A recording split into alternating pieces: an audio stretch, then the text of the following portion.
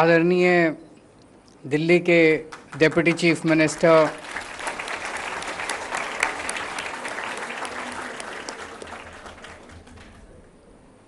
और दुनिया के सबसे अच्छे शिक्षा मंत्री मनीष सिसोदिया जी,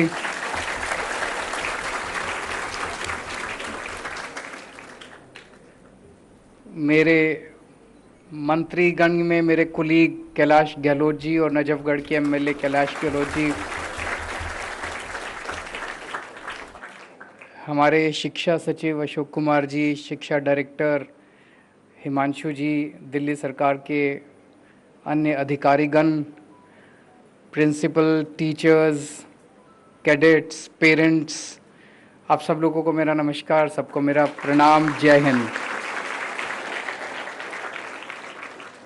आज एक बहुत शानदार सपना पूरा हुआ लगता है। हम लोगों ने साल 2 साल पहले सोचा था कि दिल्ली के अंदर कोई सैनिक स्कूल नहीं है। दिल्ली के जो हमारे बच्चे फौज में जाना चाहते हैं, देश के लिए सेवा करना चाहते हैं, देश के लिए मर मिटना चाहते हैं, देश की सुरक्षा में जाना चाहते हैं, उनके लिए कोई फॉर्मल सिस्टम नहीं है जो उनको फौज में भर्ती करने के लिए तैयार कर सके।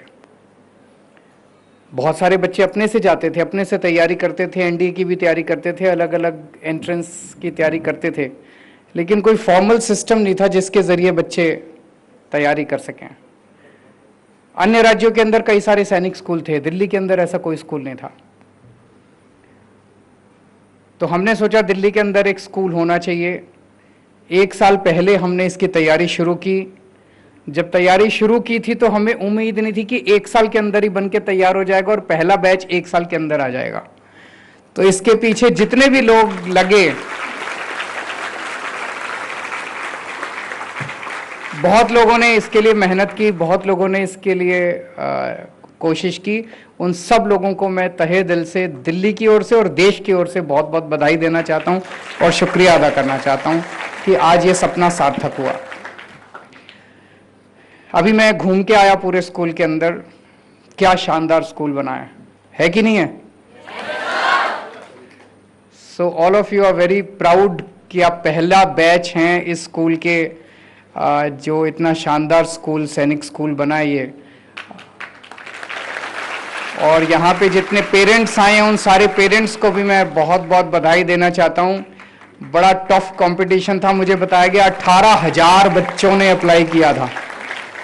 उस 18,000 बच्चों में से आपके बच्चे जो हैं वो क्वालिफाई करके और यहाँ पे पहुँचे हैं।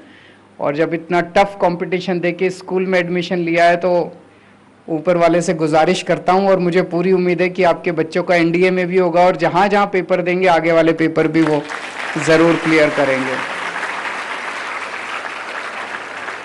मैं भी पढ़ रहा था, एक तो पूरा कंप्लीटली फ्री एजुकेशन है यहाँ पे, सब कुछ फ्री है बच्चों के लिए, ताकि यहाँ पे कोई गरीब और अमीर के बीच का डिफरेंस ना हो सके, किसी को ये ना पता चले कौन किस बैकग्राउंड से आया, सबकी एक जैसा सबका माहौल है। तो जो हम सपना देखा करते थे अपने आंदोलन के टाइम में, मैं और मनीष जी आंदोलन से निकले हुए हैं, हम लोग सोचते थे कि देश के अंदर एक समान शिक्षा प्रणाली होनी चाहिए जिसमें अमीरों के और गरीबों के बच्चे एक साथ बैठ के पढ़ें।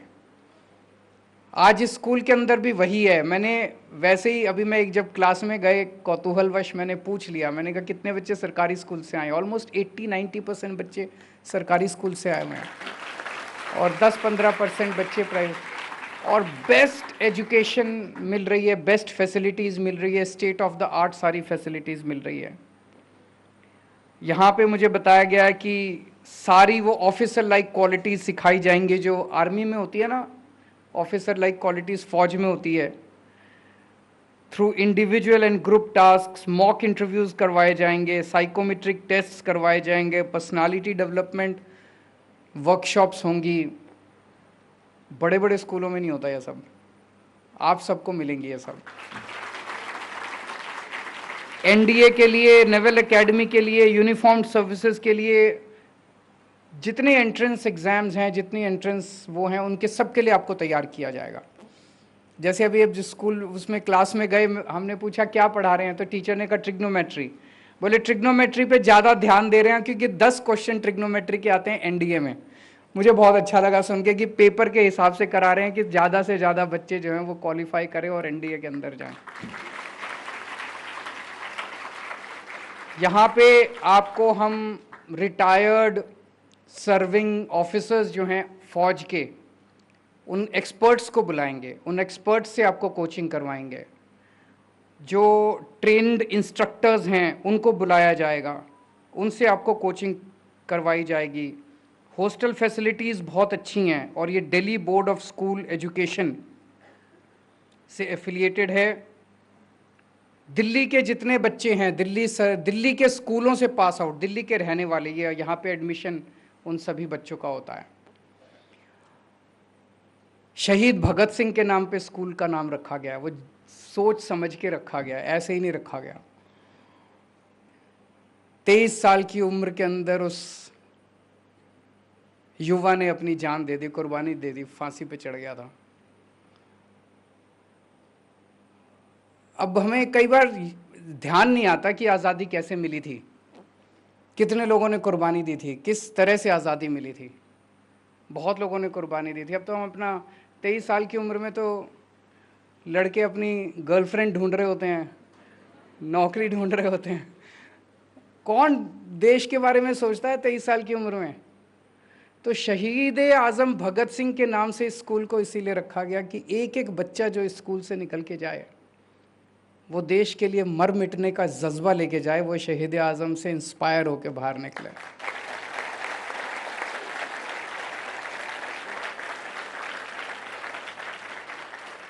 मुझे पूरी उम्मीद है कि आपके अंदर वो अलग अलग तरीके से, अलग अलग एक्सरसाइजेस से, अलग अलग इंस्पिरेशनल लेक्चर से वो जज्बा जरूर भरा जाएगा। लेकिन एक चीज़ हमेशा ध्यान रखना, आपको जो इतनी शानदार ये फैसिलिटीज़ मिल रही हैं, इसके अंदर इस देश के गरीब से गरीब आदमी का भी योगदान है। ये आपको सरकार के टैक्स से ये सारी सुविधाएं मिल रही है। और कई बार जब हम आपस में बात करते हैं ना, तो लगता है यार देश में 130 करोड़ लोगों में से 4 करोड़ लोग ही टैक्स देते हैं, 5 करोड़ लोग ही टैक्स। इस देश का गरीब से गरीब आदमी भी टैक्स देता है। बाजार से जब वो आटा खरीदता है, पेंसिल खरीदता है, पेन खरीदता है, भिखारी भी जब बाजार से चावल या आटा खरीदता है, दाल खरीदता है, तो उसके ऊपर टैक्स लगता है, जीएसटी लगता है, एक्साइज ड्यूटी, तरह तरह के टैक्स लगते हैं। तो एक गरीब से गरीब आदमी भी टैक्स देता है। उस टैक्स के पैसे से सरकार चलती है, उस टैक्स के पैसे से आपका ये स्कूल चलता है। तो आपको बनाने में इस देश के गरीब से गरीब आदमी का योगदान है, उसको हमेशा याद रखना। कई बार एक घमंड आ जाता है, यार 18,000 बच्चों ने परीक्षा दी थी, मैं तो क्वालिफाई होके आया हूँ, मैं तो ये हूँ, मैं तो वो हूँ, एक घमंड आ जाता है। ये याद रखना कि आपकी इस पूरी पढ़ाई के अंदर इस देश का गरीब से गरीब आदमी कंट्रीब्यूट कर रहा है।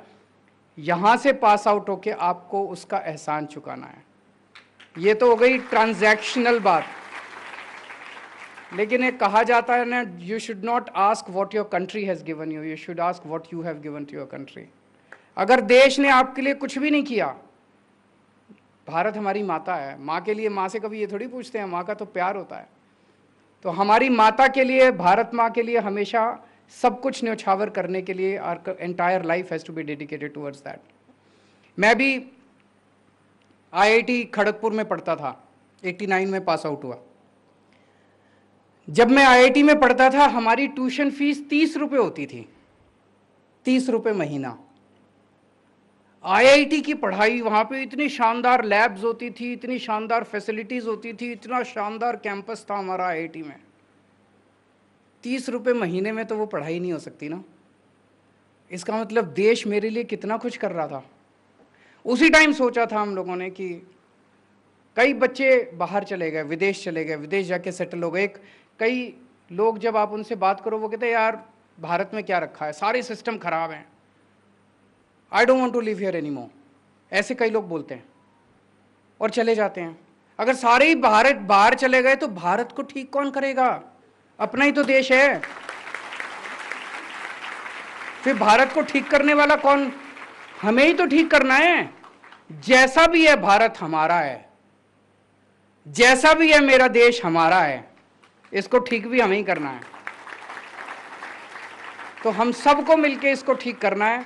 तभी मैंने सोचा था बाहर नहीं जाएंगे, यहीं रहेंगे, यहीं लड़ेंगे, यहीं मरेंगे, यहीं कटेंगे और यहीं रह के ठीक करेंगे अपने देश को। तो देश के लिए अपने को जीना है, देश के लिए मरना है। इस भावना के साथ आप सब लोग 12वीं के बाद दुनिया में कदम रखेंगे। मैं पूरी उम्मीद करता हूँ यहाँ पे जितने बच्चे आ रहे हैं, बहुत कठिन टेस्ट दे के आ रहे हैं, बहुत कठिन सिलेक्शन प्रोसेस है। मैं पूरी उम्मीद करता हूँ कि आप लोग का सबका जो आपने सपना देखा है, हर बच्चे का अपना सपना होता है 11वीं 12वीं के अंदर, मैं ऐसे करूँगा, मैं वहाँ जाऊँगा, मैं ये, भगवान आपका सबका, हर बच्चे का सपना पूरा करे और आप बाहर निकल के जिस भी क्षेत्र में जाएं उसी क्षेत्र में खूब तरक्की करें और खूब देश की सेवा करें। जय हिंद।